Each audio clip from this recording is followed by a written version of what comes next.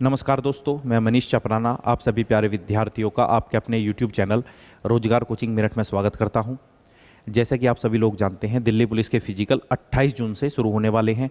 तो बहुत से बच्चे कमेंट करके पूछ रहे थे, बहुत सारे डाउट हैं जो आप लोगों के मन में हैं, तो उसके संबंध में मैं ये वीडियो लेकर आया हूँ। वीडियो को लास्ट तक देखें। अगर जानकारी पसंद आए तो चैनल को सब्सक्राइब करें और अपने दोस्तों के साथ शेयर करें। सबसे पहली बात है कि बच्चे ये पूछ रहे हैं कि जो ग्राउंड है वो 400 मीटर के हैं या 800 मीटर के हैं। अब तक जो दिल्ली पुलिस में फिजिकल होते थे इस भर्ती से पहले, तो ग्राउंड 800 मीटर के होते थे, और पीछे जो वीडियो बनाई थी मैंने उसमें 800 मीटर का ही ग्राउंड आपको बताया है। परंतु अब जो जानकारी मिली है वहाँ पर जो ग्राउंड है वो 400 मीटर के हैं। ठीक है, देखो भाई, अब की बार के जो ग्राउंड है वो 400 मीटर के हैं। 400 मीटर के ग्राउंड है, यानी कि आपको 4 चक्कर इसके लगाने हैं। ठीक है, जो मेल कैंडिडेट है उनको 6 मिनट में 4 चक्कर लगाने हैं, जो फीमेल कैंडिडेट है उनको 8 मिनट में 4 चक्कर लगाने हैं। ठीक है, वजीराबाद में जो 4 ग्राउंड है वो भी 400 मीटर के हैं। जड़ौदा कला में जो 2 ग्राउंड है वो भी 400 मीटर के हैं। एनपीएल का जो 1 ग्राउंड है वो भी 400 मीटर का है। एक बात और आपको जाननी है कि लगभग यहाँ से आपको दौड़ाएंगे, ठीक है, यहाँ से, और वापस आपको यहीं पे आके 4 चक्कर लगाने हैं। अब कुछ बच्चे ये कमेंट कर रहे हैं, सर मेरा टाइम तो इतना आ रहा है। कुछ लड़कियां कह रही हैं कि सर मेरा टाइम तो 8 मिनट से ज़्यादा आ रहा है। तो मैं अपना एक्सपीरियंस आप लोगों के साथ शेयर करता हूं कि जो पिछले बैच में यहाँ से बहुत से बच्चे जो सेलेक्ट हुए थे, देखो, अगर मेल कैंडिडेट है, अगर आपकी दौड़ 6.5 मिनट में भी आ रही है, यहाँ पर मैं कहता हूँ कि भाई 6:40 में भी आ रही है या 6:45 में भी आ रही है, तब भी आराम से आप वहाँ पर दौड़ मार दोगे, क्योंकि वहाँ पर एक माहौल अलग होता है। ठीक है, यहाँ पे आप दौड़ मारते हो टाइम लगा के तो ऐसा कभी नहीं हो, आप थकोगे नहीं, परंतु वहाँ पे आप दौड़ मारोगे तो ये देखोगे कि 2 दिन तक आप सीधे भी नहीं होगे। ठीक है, क्योंकि वहाँ पर बच्चा बहुत ज़्यादा जोर लगाता है। ठीक है, एक चीज़ और है कि जब यहाँ से हम दौड़ना शुरू करते हैं, लगभग 50 बच्चों का ग्रुप दौड़ाया जाएगा। ठीक है, हर बार 50 बच्चे दौड़ाए जाते हैं। अगर 50 बच्चों का ग्रुप दौड़ाया गया, एक ग्राउंड पर एक दिन में 500 बच्चे दौड़ेंगे। ठीक है, या ये बोल सकते हैं कि एक ग्राउंड पे एक दिन में 500 बच्चों का फिजिकल है। ठीक है, क्योंकि कोरोना की गाइडलाइंस है उनको का भी पालन किया जा रहा है यहाँ पर सॉरी। तो जब यहाँ से आप दौड़ना शुरू करोगे तो शुरू में जैसे ही दौड़ छूटती है विसिल लगने के बाद में, तो बच्चे बहुत ज़्यादा तेज़ी से दौड़ते हैं। ठीक है, लगभग यहाँ तक बहुत ज़्यादा तेज़ी से दौड़ते हैं, तो बहुत ये कुछ सेकंड में ये दूरी तय हो जाती है। ठीक है, फिर वो धीमे धीमे होते हैं। ठीक है, और धीमे धीमे होकर आपको 4 चक्कर लगाने हैं। अगर लड़कियों का टाइम, ठीक है, 8 मिनट है, और मैं बोलता हूँ कि अगर 8.5 मिनट भी यहाँ पे टाइम आ रहा है तो आराम से आप अपनी दौड़ पूरी कर लोगे। एक चीज़ का आपको ख्याल रखना है, ठीक है, हालांकि देखने में थोड़ा सा अजीब लगेगा और सुनने में भी अजीब लगेगा, जब हमको यहाँ बैठाया जाता है, ठीक है, भाई पहला बैच दौड़ा दिया, सभी का बारी पहले बैच में तो आनी नहीं है, तो पहला बैच जब दौड़ाते हैं और आपको यहाँ टेंट में सामने यहाँ बैठे होगे आप, ठीक है, अपनी बारी का इंतजार करोगे, तो आपको एक अंदाजा लेना है कि 50 में से कितने बच्चे दौड़ मार पा रहे हैं। ठीक है, लड़कों को अलग और लड़कियों को अलग। तो ये तरीका होता है, जैसे मेरी बहुत से बच्चों से बात हुई है जो आजकल नौकरी कर रहे हैं दिल्ली पुलिस में। ठीक है, उनकी दौड़ अच्छी भी नहीं थी सभी की, तो उनके कहने का मतलब ये है कि शुरू के जो 10-15 बच्चे हैं, शुरू के जो 10-15 बच्चे हैं वो हमेशा दौड़ मारते हैं। ठीक है, तो उन्हीं के पीछे हमें चलना है। ठीक है, उनसे उनके जो कदम है उनके पीछे ही हमें दौड़ना है। ऐसा नहीं है कि भाई डिफरेंस बहुत ज़्यादा हो जाओ। ठीक है, जो डिफरेंस अगर बहुत ज़्यादा हो जाएगा तो आप दौड़ में रह जाओगे। फिर बात आती है लंबी कूद और ऊंची कूद की। कुछ बच्चों का ये भी है कि भाई लंबी कूद नहीं आ रही है, मेरी तो 12 फीट आ रही है, मेरी 13 फीट आ रही है। तो लंबी कूद में अगर आपके फिजिकल में टाइम है, उसके लिए सबसे महत्वपूर्ण है रनअप। जितना रनअप आपका अच्छा होएगा, लंबी कूद भी आपकी उतनी अच्छी होएगी। एक चीज़ और आपको जाननी है, ठीक है, अगर लंबी कूद नहीं आ रही है तो जो आप रनिंग की प्रैक्टिस कर रहे हो उसके साथ साथ ही आप 40 या 50 मीटर का जो शूट होता है उसकी प्रैक्टिस करो। ठीक है, जितने आप शूट लगाओगे तो आपका जो लॉन्ग जंप है उसमें बहुत ज़्यादा सुधार होएगा। ठीक है, हाई जंप में भी हम सुधार कर सकते हैं प्रैक्टिस के साथ में। ये तो होगी फिजिकल की बात।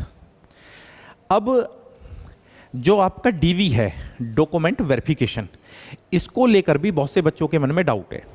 ठीक है, हालांकि पिछली वीडियो में एक बात मैंने भी गलत बता दी थी कि एससी, ओबीसी और एसटी के जो सर्टिफिकेट हैं, ठीक है, वो 3 साल के मान्य हैं। ठीक है, और एससी और एसटी का सेंट्रल का चाहिए। परंतु जो बात अभी मुझे मालूम हुई है, अगर आप एससी और एसटी के कैंडिडेट हैं, आपका स्टेट का भी वहाँ पर मान्य होगा। ठीक है, दूसरी बात, वो कितने समय का होना चाहिए? कुछ बच्चे कह रहे हैं कि सर मेरे पास तो 10 साल का है, मेरे पास 5 साल का है, और 10 साल या 5 साल के भी मान्य होते हैं। देखो ये बात मैंने इसलिए बताई थी आप लोगों को, जैसे यूपी में क्या हुआ था, उत्तर प्रदेश राज्य में, कि 2017 में यहाँ पर योगी सरकार आई, ठीक है। उससे पहले समाजवादी पार्टी की सरकार थी, अखिलेश सरकार। तो उन्होंने क्या करा था, एक ऑर्डर आया था कि लगभग कुछ जातियों को एससी से ओबीसी में ले लिया था और ओबीसी से एससी में ले लिया था। फिर बीजेपी सरकार ने आके वापस पहले जैसा ही वो ऑर्डर कर दिया कि भाई एससी से वो ओबीसी में आ गए, यानी कि इसमें फेरा बदली हुई थी थोड़ी सी।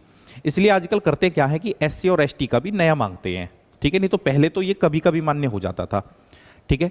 कि अभी जैसे यूपी में इलेक्शन हुए प्रधानी के, तो आपको पता होना चाहिए कि जिन गाँवों में एससी में सीट थी तो वहाँ पर एससी के सर्टिफिकेट बिल्कुल नए मांगे थे, ठीक है। ये जानकारी मुझे अच्छी तरीके से पता है, क्योंकि हमारे गांव में जो इलेक्शन हुआ था यहाँ पर सीट एससी की थी। तो वही वजह है कि वो ओबीसी में गए, ठीक है। जैसे कोरी समाज है वो एससी से ओबीसी में गया और ओबीसी से वापस एससी में आया, तो सर्टिफिकेट नया मांगा था, ठीक है। ये बात भी आपको पता होगी कि एक बार जो जाट समुदाय है, जाट समुदाय को जर्नल से ओबीसी में ले लिया गया था, और वो कुछ समय के लिए ऑर्डर हुआ था, तो बहुत से लोगों ने अपने जो सर्टिफिकेट थे वो ओबीसी के बनवा लिए थे, ठीक है। तो वापस वो ओबीसी से जर्नल में गए, ठीक है। तो इसलिए वो बिल्कुल नया मांगते हैं, नहीं तो वो पहले तो कभी कभी चल जाता था। तो कोशिश करना कि आपका सर्टिफिकेट नया बना हो। परंतु मुझे लग रहा है कि बच्चों के कमेंट देखकर कि अब की बार अगर दिल्ली पुलिस वहाँ पर सख्त रही तो ज़्यादातर बच्चे डॉक्यूमेंट वेरिफिकेशन में निकलने वाले हैं। क्यों?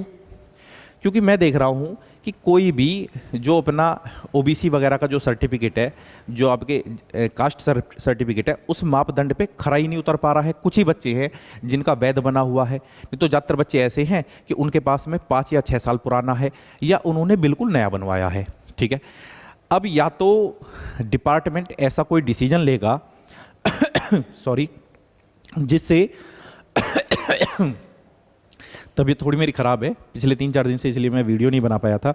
अब या तो दिल्ली पुलिस वहाँ पर कोई डिसीजन लेगी जिससे सभी के सर्टिफिकेट जो हैं ओबीसी, एससी या एसटी के, ठीक है, अगर वो तय सीमा कर बने हुए नहीं हैं तो वो मान्य होंगे, क्योंकि कोरोना टाइम भी था, ठीक है। नहीं तो वो अगर जो जानकारी उन्होंने एप्लीकेशन फॉर्म से पहले जो दी थी, जो नोटिफिकेशन आया था, अगर उसके आधार पर मांगे गए तो बहुत सारे बच्चे डिस्क्वालीफाई होने वाले हैं।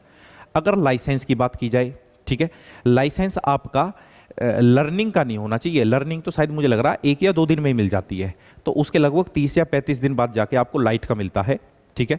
तो लाइट का चाहिए वहाँ पर। अब जैसे कुछ बच्चे हैं, कल एक बच्चा ऑफलाइन स्टूडेंट है हमारा, उसने बताया सर मेरा फिजिकल 8 जुलाई को है और जो मेरा लाइट का जो लाइसेंस आएगा वो आएगा मेरा 15 जुलाई को। तो अगर ये समस्या किसी के पास में है, 15 जुलाई को क्यों आएगा? क्योंकि 15 जुलाई को उसको डेट मिली हुई है, ठीक है, आईटीओ से, सॉरी आरटीओ से, ठीक है। तो इस तरीके के जो बच्चे हैं वो वहाँ पर निश्चित ही डिस्क्वालीफाई होंगे। अगर आपका लाइसेंस पूरा बना हुआ नहीं है, ठीक है, वो लर्निंग की पर्ची आपके पास में है, तो वो डिस्क्वालीफाई होंगे।